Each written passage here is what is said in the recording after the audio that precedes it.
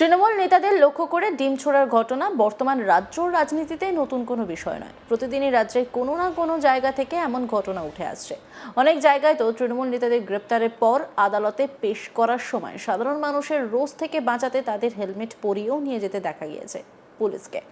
এবার তেমনই আরও এক ছবি উঠে এলো। ভোট পরবর্তী হিংসার মামলায় গ্রেপ্তার তৃণমূল নেতা পবিত্র দাস।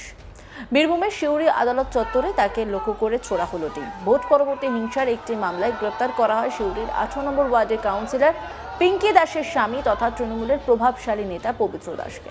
শুক্রবার তাকে সিউড়ি জেলা আদালতে পেশ করা হয়। শুনানি শেষে বিচারক অভিযুক্তকে 5 দিনের পুলিশ হেফাজতের নির্দেশ দেন।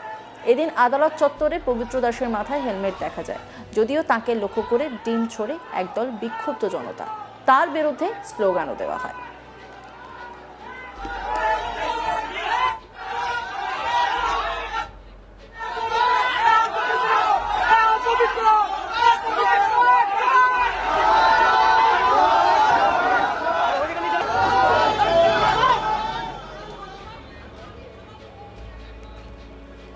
বিক্ষোভকারী সুপ্রিয়া ফুলপাল তিনি কি বলছেন শুনবো। দেখুন, আপনারা সকলেই জানেন 2021-এর ভোটের পরে যে অত্যাচার ওরা করেছে আমাদের 18 নম্বর ওয়ার্ডের পবিত্র দাস আর সোনারামের ইন্ধনে যে পার্টি অফিস ভাঙা হয়েছিল, ফ্যান চুরি হয়েছিল, চেয়ার ভাঙা হয়েছিল। আজকে 2024-এও তাই একই বুথ ভাঙা হয়েছিল। 26-এও আমাদের সঙ্গে ভোটের আগের দিন আমাকে মারার হুমকি দিয়েছিল, দেখে নেবে বলেছিল। তো ভোটের রেজাল্টের পর ওরা চুপ ছিল। যাই হোক, আজকে যে কাল যে ওকে অ্যারেস্ট করেছে, অ্যারেস্ট করার পর আজকে কোর্টে তোলা হয়েছে। আইসি কেন প্রোটেকশন এত দিচ্ছে একটা চোরকে? হ্যাঁ, মনে হেলমেট পরিয়ে একটা চোরকে কোর্টে নিয়ে আসছে, আবার কোর্ট থেকে বের করছে। মহিলা পুলিশ আমাকে ধাক্কা মেরে ফেলে দিয়েছে, ধাক্কা মেরে একদম ফেলে দিয়েছে। এটা কি কি কি আইন চলছে? এটা প্রতিশোধ আমাদেরকে নিতে দিয়েছে কি? ওরা যে অত্যাচারটা আমাদের প্রতি করেছে, আমরা মহিলা কর্মী হওয়ার সত্ত্বেও যে অত্যাচার ওরা আমাদের প্রতি করেছে, সেটা আইন কি আইনের কাজটা করছে? চোরকে এত প্রোটেকশন কেন দিচ্ছে? কারণটা কি? আমি পড়ে গেছি, আমাকে ধাক্কা মেরে পুলিশ আমাকে ফেলে দিয়েছে, লেডিস পুলিশ আমাকে ফেলে দিয়েছে। এই দাদা আমাকে বাঁচিয়েছে, এই দাদা না বাঁচালে আমার মাথা ফেটে যেত। পুলিশ চোরকে আড়াল করবে? দেখুন, আপনারা সকলেই জানেন। যদিও তার বিরুদ্ধে ওঠা সমস্ত অভিযোগ অস্বীকার করেছেন ওই তৃণমূল নেতা পবিত্র দাস। কি বলছেন তিনি শুনবো। মিথ্যা অভিযোগ তৃণমূল পরিবারে আমি 22 সালে 21 সালের রাজনীতিতে ছিলাম না। 22 সালে দিয়ে এসেছি। কখন অ্যারেস্ট করেছে আপনাকে?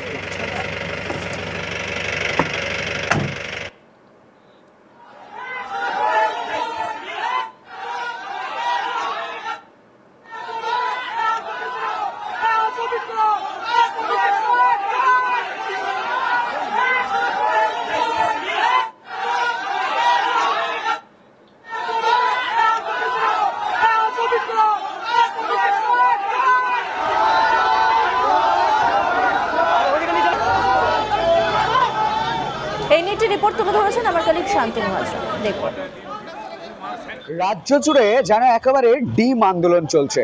ডিম দেদার বিক্রি হচ্ছে ডিম, আর সেই ডিম যেন তৃণমূলের নেতা মন্ত্রীদের মাথায় পড়ছে।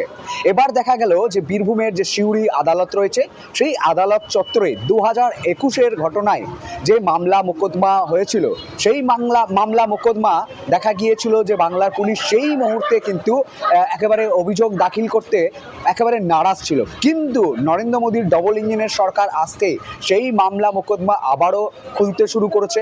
আবারও কিন্তু এই মামলায় যারা অভিযুক্ত ছিল তাদেরকে কিন্তু থানার পুলিশ যে রয়েছে সেই পুলিশ কিন্তু গ্রেপ্তার করছে, ধরপাকড় করছে।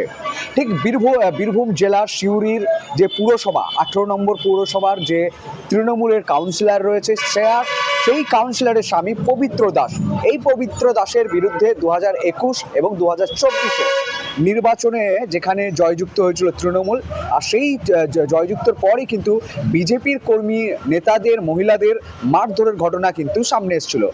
ঠিক এই মামলা মোকদ্দমা কিন্তু আবার খুলে গেল। কিন্তু দেখা গেল এই পবিত্র দাস তৃণমূল কাউন্সিলরের স্বামী যখন সিউড়ি আদালতে পেশ করা হচ্ছিল, থানা থেকে বেরোতেই তিনি খালি মাথায় বেরিয়েছেন। ঠিক যখন বিজেপি কর্মীদের, বিক্ষোভকারীদের, আমজনতার ভিড় যখন দেখে এবং দেখার পর সকলের হাতে যখন ডিম দেখতে পায়, তখন তড়িঘড়ি কিন্তু আদালত থেকে যখন বের করা হয় তখন তাকে কিন্তু হেলমেট পরিয়ে কিন্তু পুলিশ বের করে।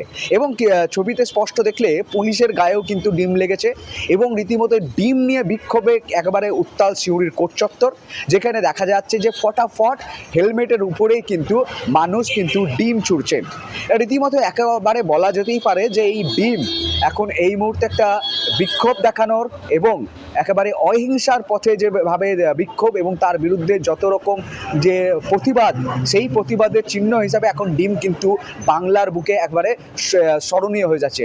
কোথাও দেখা যাচ্ছে একদম কাঁচা ভালো ডিম ছড়াচ্ছে, কোথাও দেখা যাচ্ছে যে পচা দুর্গন্ধ পর্যন্ত ডিম কিন্তু এই মুহূর্তে বীরভূম জেলায় যেখানে ডিম বিক্রি করছে সেখানে কিন্তু পচা ডিম, যে ডিম ফেলে দেওয়া হয় যে কাজে লাগতো না, কিন্তু নরেন্দ্র মোদীর ডবল ইঞ্জিন সরকার আসতেই তৃণমূলের লোকজনের উপরে কিন্তু পড়ছে একেবারে ডিম। এবং কাদের উপরে পড়ছে?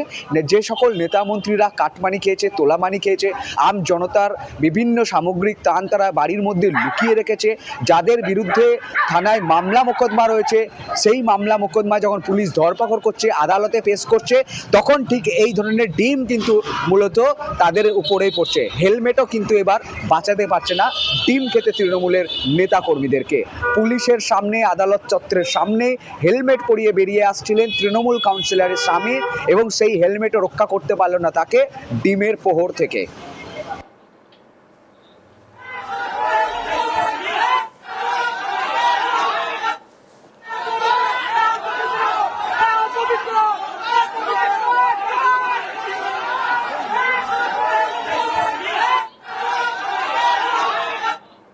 অভিযোগকারী কি বলেছেন শুনবো। দেখুন, আপনারা সকলেই জানেন 2021-এর ভোটের পরে যে অত্যাচার ওরা করেছে আমাদের 18 নম্বর ওয়ার্ডের পবিত্র দাস আর সোনারামের ইন্ধনে, যে পার্টি অফিস ভাঙা হয়েছিল, ফ্যান চুরি হয়েছিল, চেয়ার ভাঙা হয়েছিল। আজকে 2024-এও তাই একই বুথ ভাঙা হয়েছিল, 26-এও আমাদের সঙ্গে ভোটের আগের দিন আমাকে মারার হুমকি দিয়েছিল, দেখে নেবে বলেছিল। তো ভোটের রেজাল্টের পর ওরা চুপ ছিল। যাই হোক, আজকে যে কাল যে ওকে অ্যারেস্ট করেছে, অ্যারেস্ট করার পর আজকে কোর্টে তোলা হয়েছে। আইসি কেন প্রোটেকশন এত দিচ্ছে একটা চোরকে? হ্যাঁ, মনে হেলমেট পরিয়ে একটা চোরকে কোর্টে নিয়ে আসছে, আবার কোর্ট থেকে বের করছে। মহিলা পুলিশ আমাকে ধাক্কা মেরে ফেলে দিয়েছে, ধাক্কা মেরে একদম ফেলে দিয়েছে। এটা কি কি কি আইন চলছে? এটা প্রতিশোধ আমাদেরকে নিতে দিয়েছে কি? ওরা যে অত্যাচারটা আমাদের প্রতি করেছে, আমরা মহিলা কর্মী হওয়ার সত্ত্বেও যে অত্যাচার ওরা আমাদের প্রতি করেছে, সেটা আইন কি আইনের কাজটা করছে? চোরকে এত প্রোটেকশন কেন দিচ্ছে? কারণটা কি?